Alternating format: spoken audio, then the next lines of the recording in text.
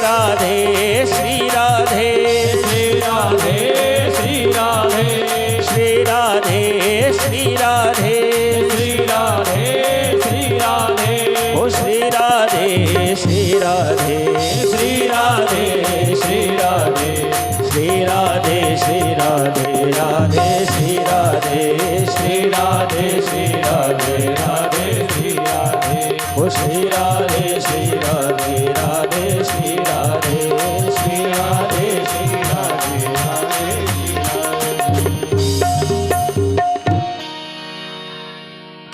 की बोले राधे रानी सरकार की जय बोले वृंदावन बिहारी लाल की जय हो। अब वृंदावन वास कर रहे हैं भगवान। अब मैया से कहते हैं कि थोड़ा सा घर की व्यवस्था में हमको भी हाथ बटाने दो। क्या करोगे? बोले वैसे भी हम बने रहते हैं और हमारे साथी लोग सब चले जाते हैं, तो अब गाय चराने हम जाएंगे। और सब ग्वाल बालों के साथ आप भी जाते हैं। अब जाते हैं तो जब सब संग में सखा हैं, जाते हैं तो जिसके घर से जो भी जाता है सब एक दूसरे का मिल बांट कर खाते हैं। अपने घर से भी खूब ले जाते हैं। एक दिन एक सखा से इतने भाव से भगवान खा रहे हैं कि उसके पास बचा नहीं। कारण क्या था? सबके घर से तो माखन मिश्री और खूब अच्छा सा लेके गए थे, लेकिन वो एक गरीब घर का भगवान का भक्त। भगवान ने कहा कि सबको सब तो अपने घर घर से लाके खिलाते हैं हमको, तरह तरह का माखन, तुम कुछ नहीं लाते कभी, कल लेके आना। अब वो लेके आया था, लेकिन क्या करता बेचारा, उसके पास तो बहुत कई दिन की संजोई हुई खट्टी सी छाछ।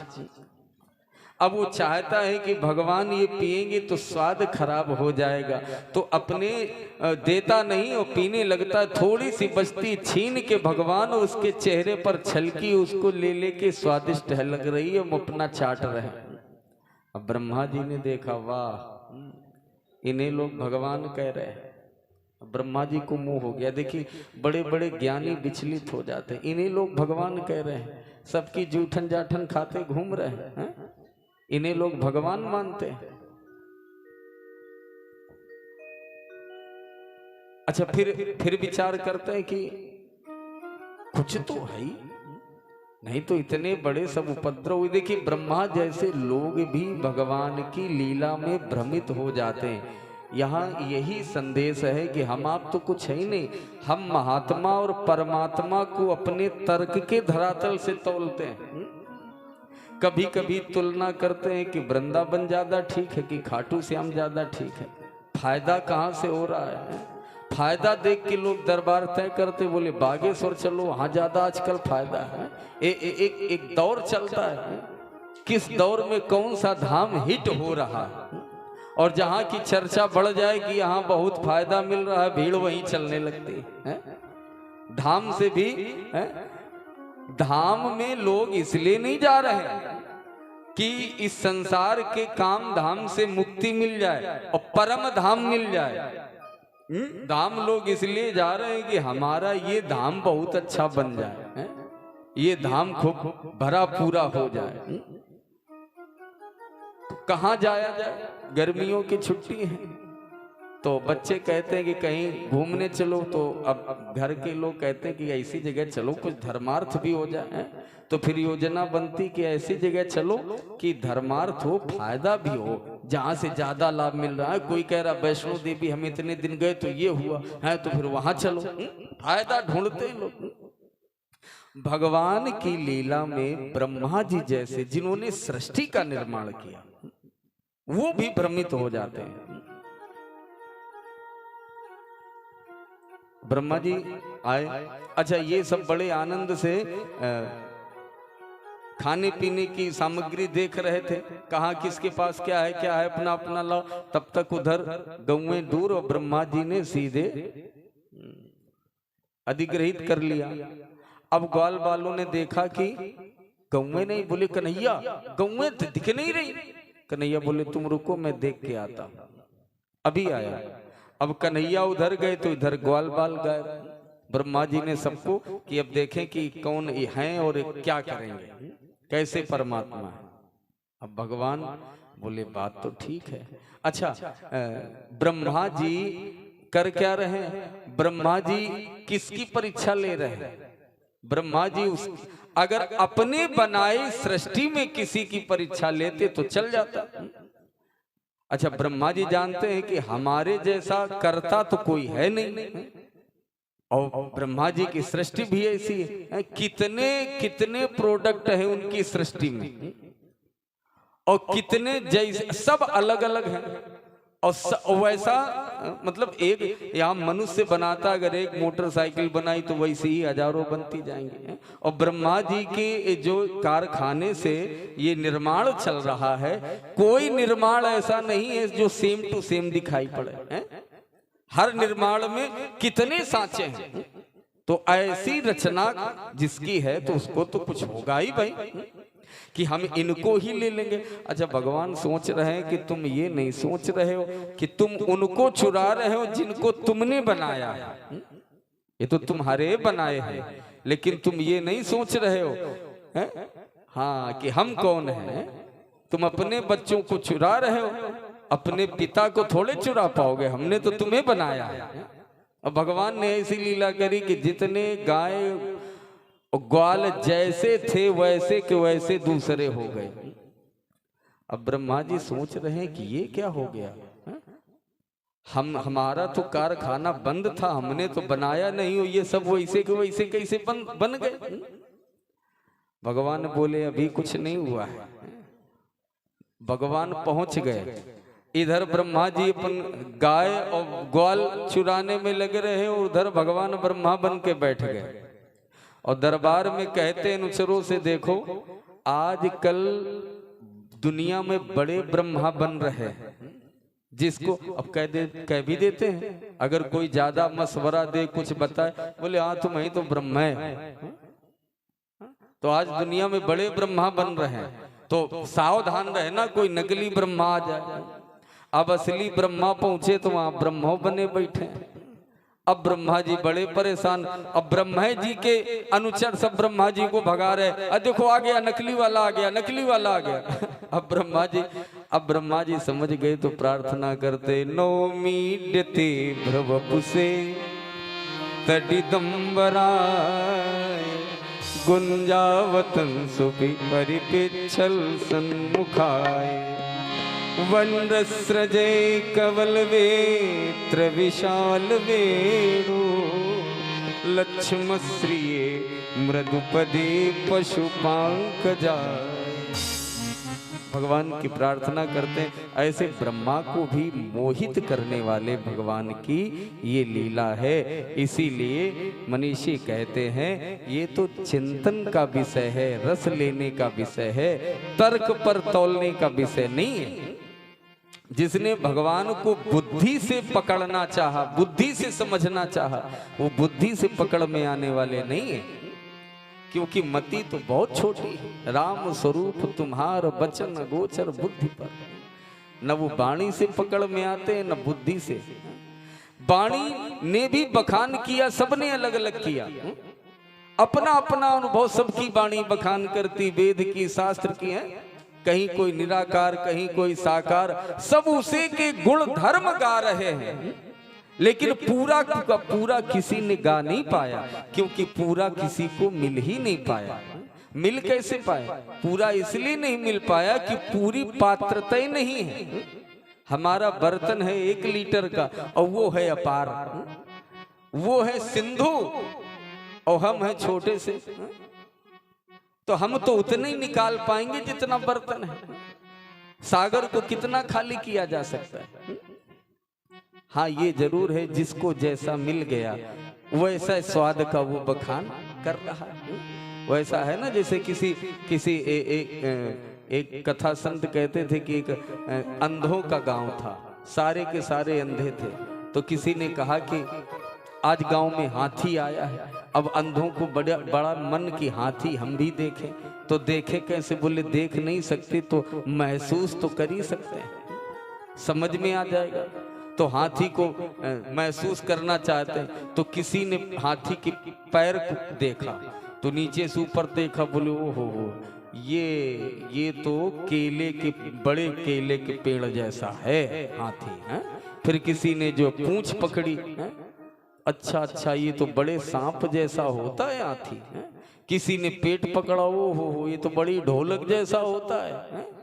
तो सबके अनुभव अलग हैं। अच्छा, कोई झूठ भी नहीं बोल रहा है, बता सब हाथी की ही बातें रहे, कोई झूठ भी नहीं बोल रहा, सब सच बोल रहे हैं और सबका सच पूरा भी नहीं है। सच सभी बोल रहे हैं और सच सबका पूरा भी नहीं है और झूठ भी नहीं बोल रहे हैं। ऐसे ही परमात्मा का अनुभव है, जिसको जितना मिल जाता है उसका सत्य तो होता है लेकिन पूरा नहीं होता।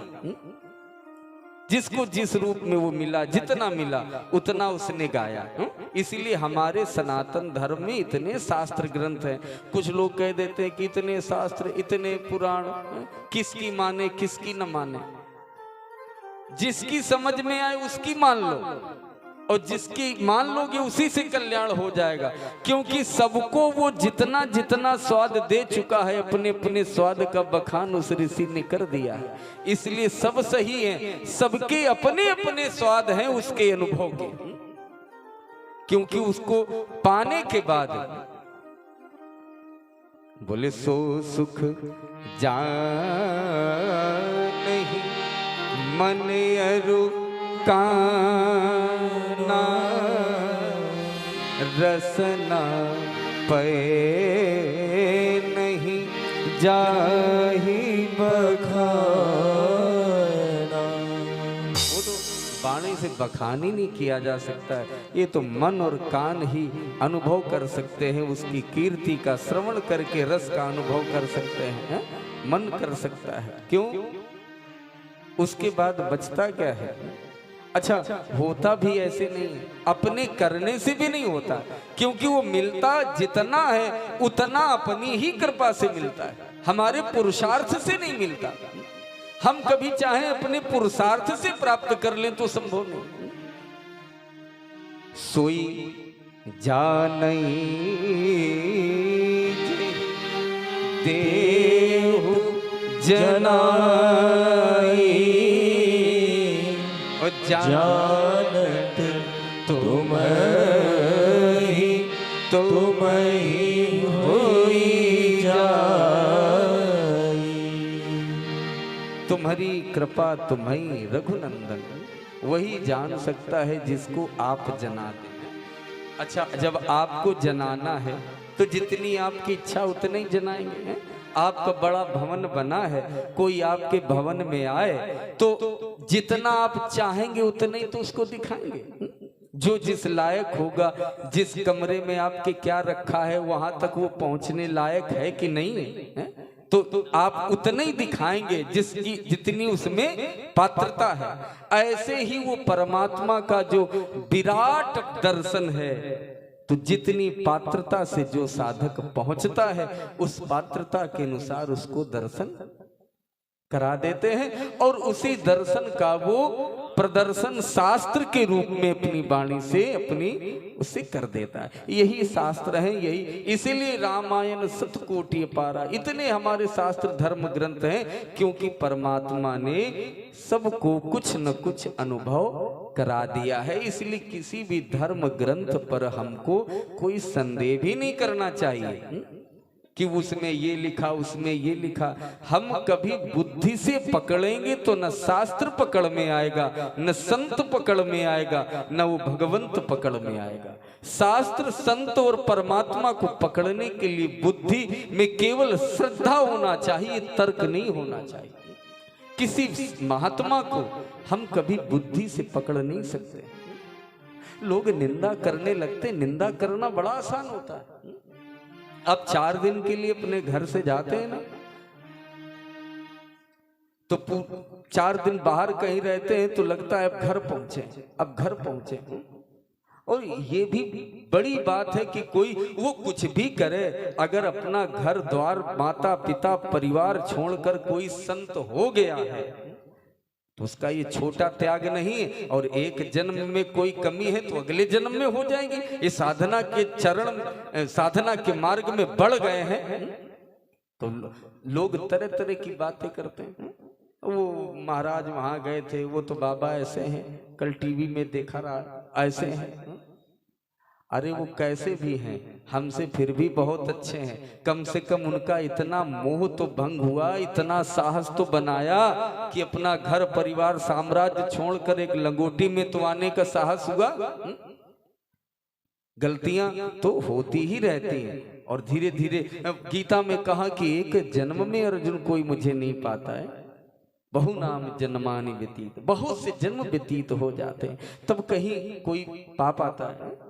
कितने जन्मों की तपस्या रहती और लोग कर कर के चले जाते हैं। तो अगर किसी महात्मा में कोई किसी के द्वारा दोष दर्शन हो जाए और उस दर्शन को मीडिया के माध्यम से खूब प्रसारित करे और फिर यहाँ की मीडिया हो तो कहने ही क्या है।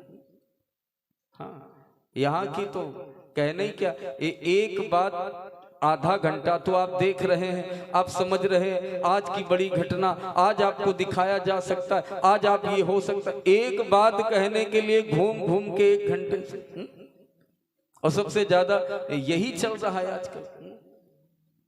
तो ये मैं तो मेरी कथाओं से मैं कहीं भी होता, मैं यही निवेदन समाज में करता हूं कि जो हो रहा है दुनिया में, जिसमें दोष भी हैं, लेकिन हम किसी के दोष का अपनी वाणी से बखान करके अपना चिंतन क्यों बिगाड़ें। दुनिया में लाख बुराई है, इस संसार में कहीं कुछ ऐसा है ही नहीं जिसमें केवल अच्छाई ही हो। मैं बार बार कहता हूं कहीं कुछ नहीं। हाँ, अगर किसी में केवल अच्छाई दिख रही है आपको तो ये भी आपकी दृष्टि है, और किसी में केवल बुराई दिख रही है तो ये भी आपकी दृष्टि है। ये आपका दृष्टि का दोष है और कुछ नहीं। संसार तो जैसा बना है वो अच्छा ही है। उसने जैसा इस दुनिया को बनाया उसने अच्छा बनाया है। आपकी दृष्टि ही उसमें दोष देख रही है, कभी गुण देख रही है। और दृष्टि का कोई भरोसा नहीं कब बदल जाए, एक क्षण में बदल जाती है। एक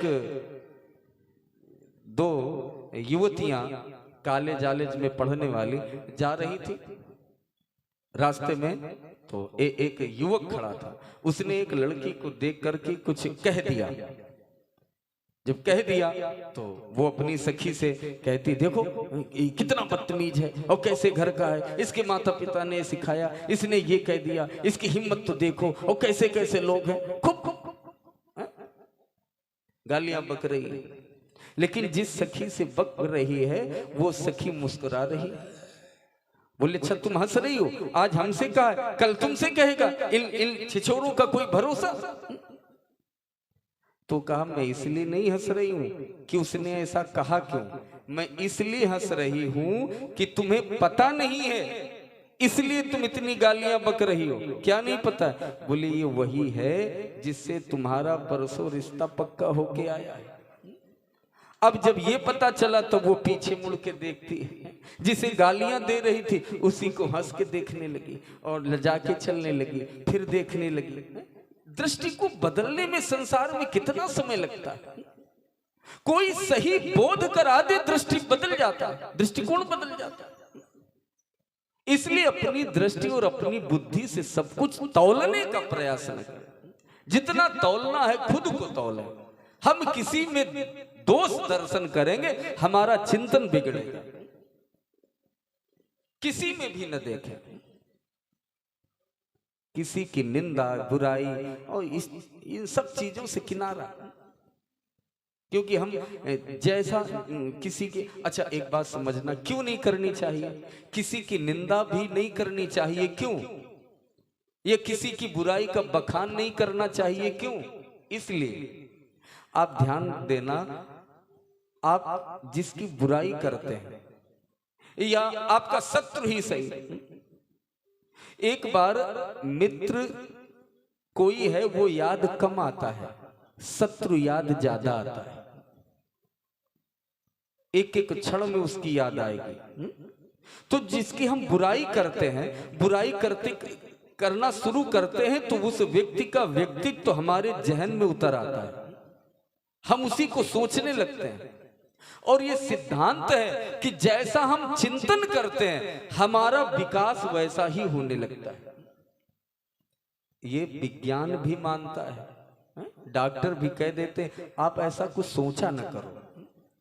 डॉक्टर भी कहते हैं अंदर थोड़ा मजबूत बनो, जैसा सोचोगे यहीं से सब कुछ है, सब पूरा कंट्रोल यही है। डॉक्टर अपनी भाषा में कहता है कि सारा कंट्रोल यही है। आप जैसा सोचेंगे वैसे ही हार्मोन्स एक्टिव हो जाते हैं।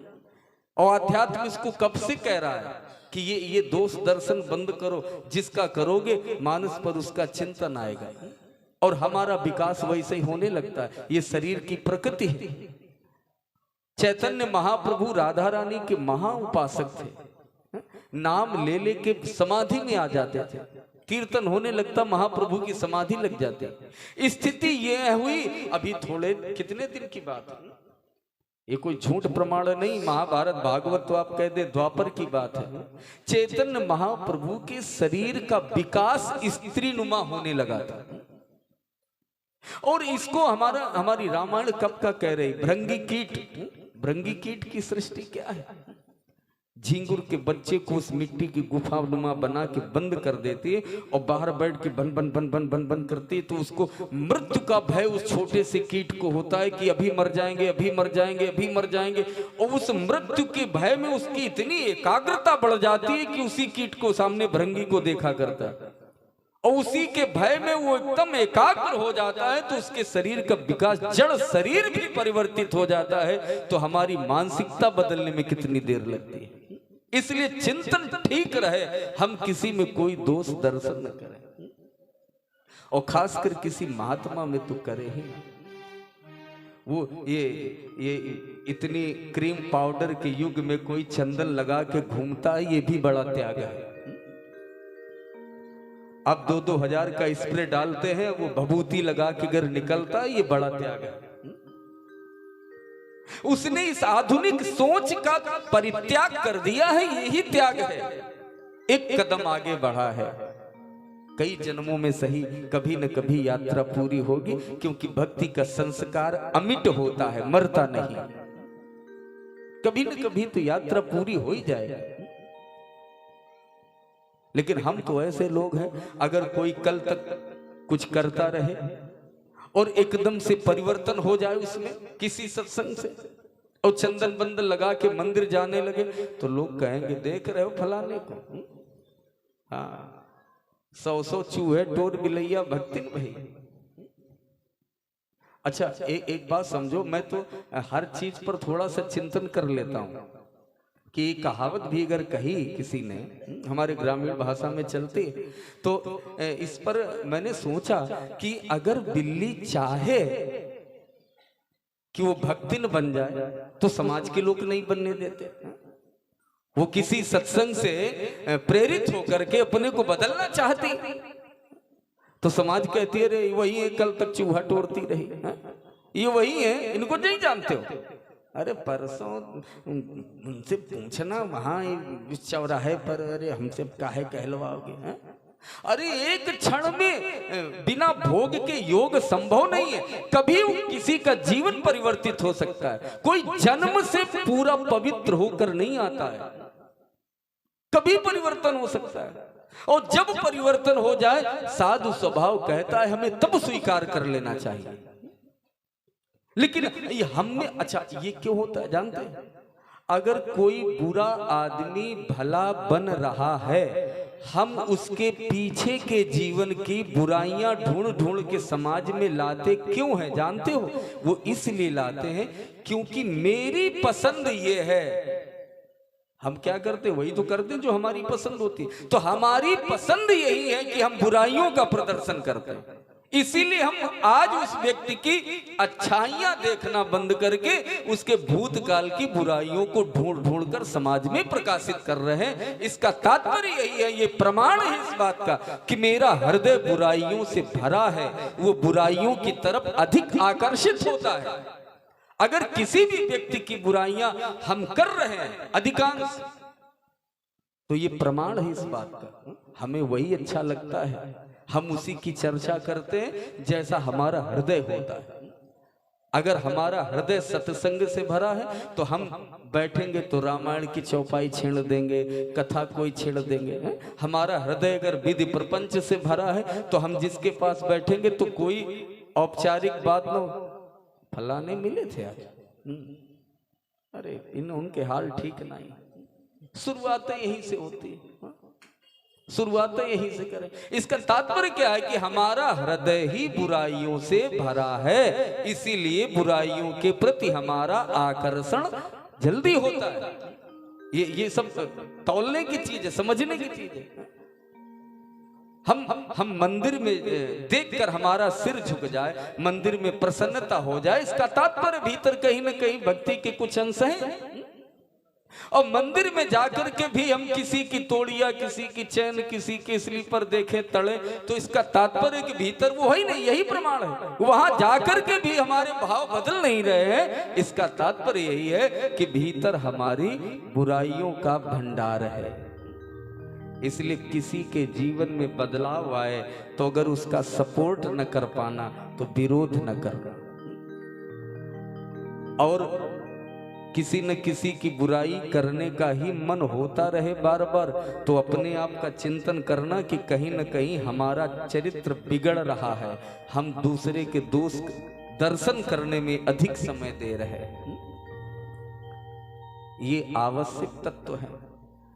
ये कहानी कथा की तो कई बार सुन चुके होंगे, सुनते रहेंगे, लेकिन कथा के बाद अगर एक क्षण भी कोई जीवन में कुछ एक अंश भी परिवर्तन ना आए तो 7 दिनों दिन बैठकर पांडाल में समय गंवाने की भी जरूरत नहीं है। कुछ तो आना चाहिए। एक क्षण का सत्संग लंकनी जैसी राक्षसी का जीवन बदल देता है।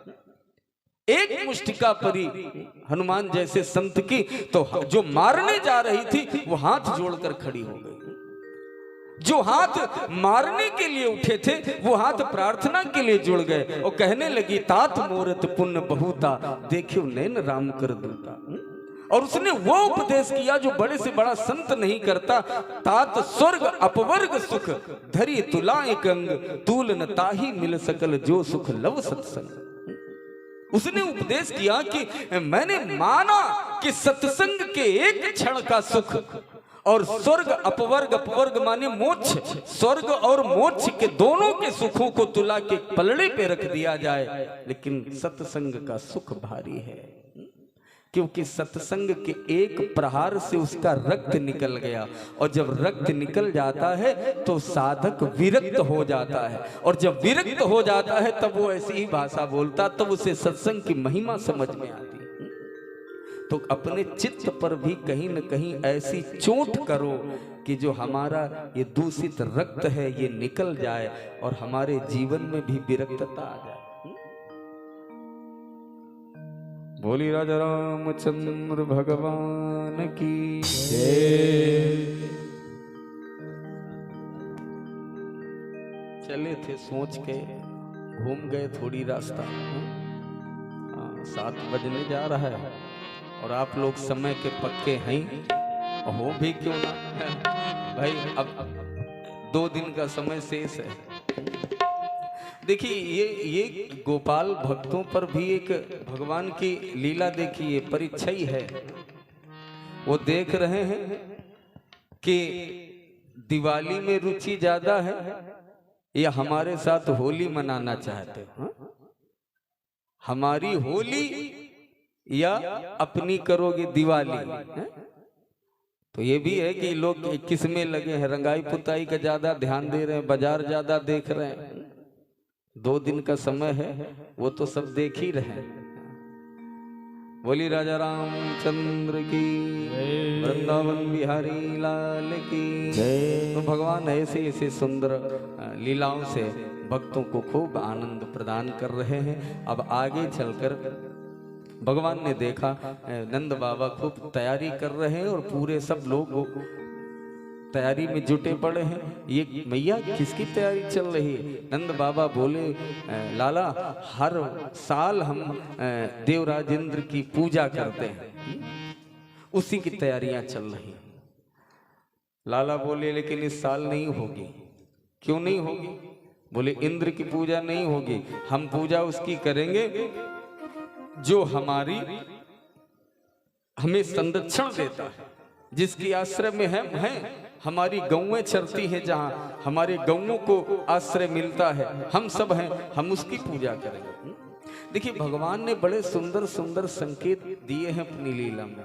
यमुना जी का पूजन कराया, यशोदा दी मैया यमुना जी का पूजन करने गई हैं, दीपक जला जला के छोड़ती हैं। भगवान वहां पूजा, अच्छा सब दीपक जला जला के छोड़ रहे हैं और छोड़ के यमुना महारानी की प्रार्थना कर रही हैं, आंखें बंद करके मैया यशोदा। अब भगवान देख रहे हैं कि सब आंखें बंद करे हैं, तो अपना यमुना में प्रवेश कर गए। क्यों? देखा कि दीपक बहते हुए जा रहे हैं। आंचल में अपने पीताम्बर के दीपक इकट्ठा कर लिए, बांध लिए। अब पूजा होके घर में आई तो मैया की नजर पड़ी, बोले ये क्या है? कन्हैया बोले अरे होगा मैया कुछ, किसी की पोटली थोड़े खोली जाती। अरे बोले किसी की हो तो न खोले, लेकिन तुम पर भरोसा नहीं है, अभी आदत गई नहीं चोरी की क्या? दिखाओ दिखाओ। अरे रहने तो रहने, नहीं नहीं, छीन ली। और छीन के देखी तो उसमें वही दीपक थे जो मैया ने बहाया। तात्पर्य क्या है? मैया बोली कि कन्हैया तुम ये दीपक उठा के लाए, इनका भला क्या करोगे? सिर झुका लिया मैया, आपने तो इनको प्रवाहित कर दिया था, आपकी आंखें बंद थी, हम आंखें खोले थे, और मैं खुली आंखों में कोई बहता हुआ चला जाए हम देखते रहें, ये मुझे नहीं आता है। हम अपनी आंखों के सामने किसी को बहता कैसे देख सकते हैं? हमारी आंखों के सामने कोई बहता जा रहा था, इसलिए मैया मैंने पीताम्बर फैला दिया और उसको समेट लिया। ये स्वभाव है। तो जहां से हमें आश्रय मिलता है हम वहां पूजा करेंगे। और तैयारी हो गई गोवर्धन पूजा की, 56 भोग तैयार किए गए और एक रूप में खुदे गोवर्धन के अंदर प्रवेश कर गए और एक रूप में बाहर भी एक भैया हम भी भोग लगाएंगे, भैया हम भी पूजा करेंगे, हम भी भोग लगाएंगे। एक रूप से खिला रहे हैं और एक रूप से खा रहे हैं। अच्छा होता ही भी यही है, अंदर जो खा रहा है वो दिखाई नहीं पड़ता, बाहर से जो खिला रहा है वो दिखाई पड़ता है। हम भोजन करते हाथ से मुंह में जाता है इतना तो दिखाई पड़ता है, लेकिन स्वाद कौन ले रहा है वो दिखाई पड़ता है। ऐसे ही उसके भीतर से जो स्वाद ले रहा है, अर्थात भगवान ने ये भी दिखाया जड़ चेतन कहीं भी किसी भी रूप में वो हर जगह विद्यमान है, हर जगह। अगर आप उस पर आश्रित हैं तो वो हर जगह है। आइए गोवर्धन पूजा करते हैं हम, आप मिलके भगवान भोग लगा रहे हैं। श्री गोवर्धन महाराज महाराज तेरे माथे मुकुट विराज रहे। श्री गोवर्धन महाराज महाराज तेरे माथे मुकुट विराज रहे। श्री गोवर्धन महाराज महाराज तेरे माथे मुकुट विराज रहे। तेरे गोवर्धन महाराज महाराज तेरे माथे मुकुट विराज रहे।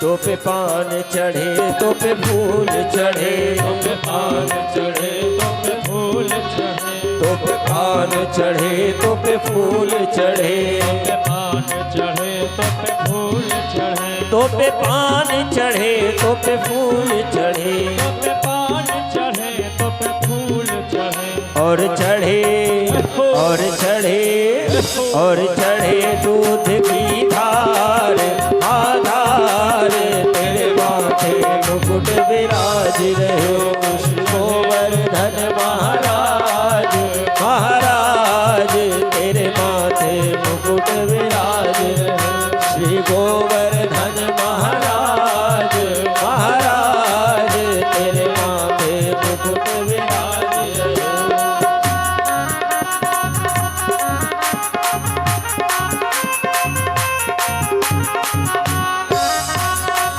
हो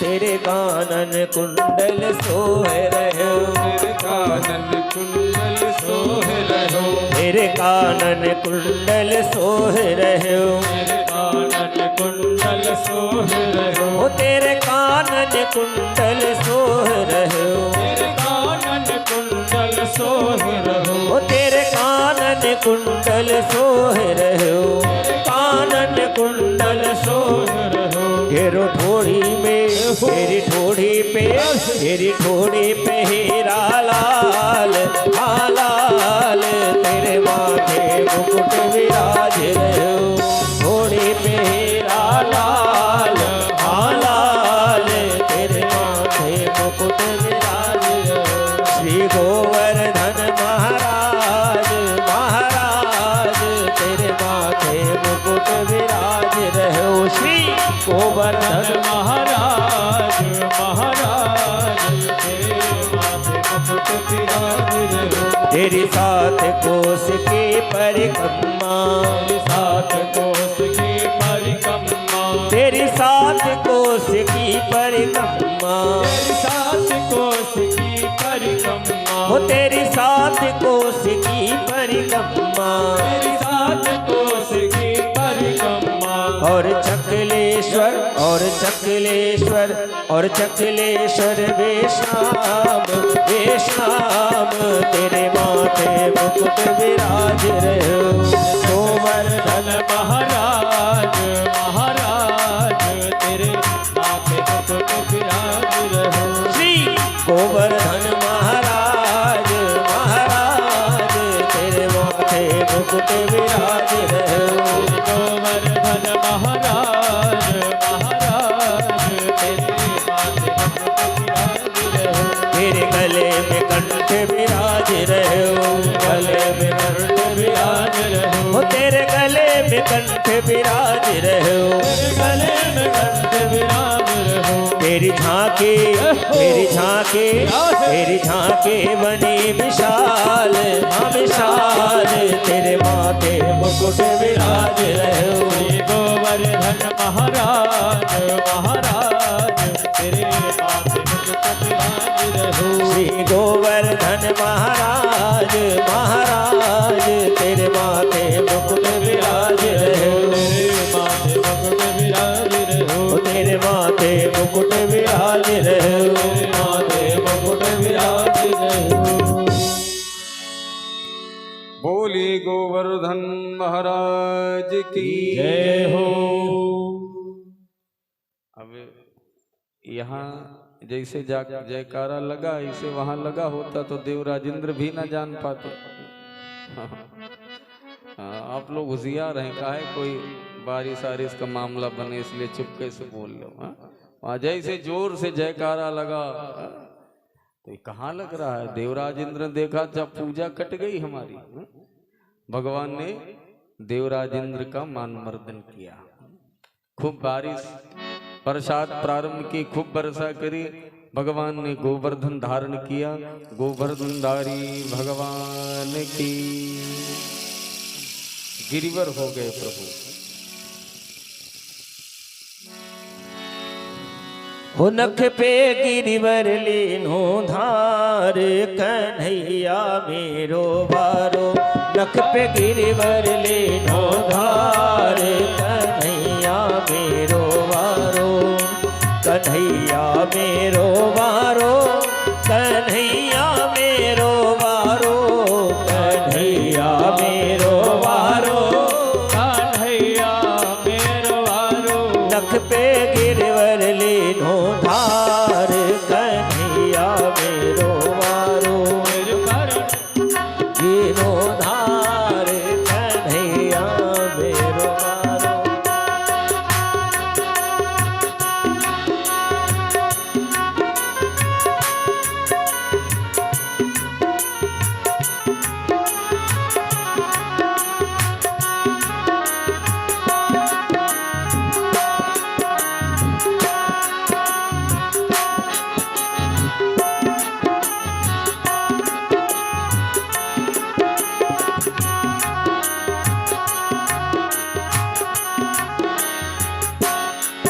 यूं कहे यशोदा मैया एक जोर लगाओ भैया, यूं कहे यशोदा मैया यूं जोर लगाओ भैया, यूं कहे यशोदा मैया एक जोर लगाओ भैया, यूं कहे यशोदा मैया एक जोर लगाओ भैया, गिरिवर में बोझ अपार कन्हैया मेरो वारो, गिरिवर में बोझ अपार कन्हैया मेरो वारो, नख पे गिरिवर लीनो भार कन्हैया मेरो वारो।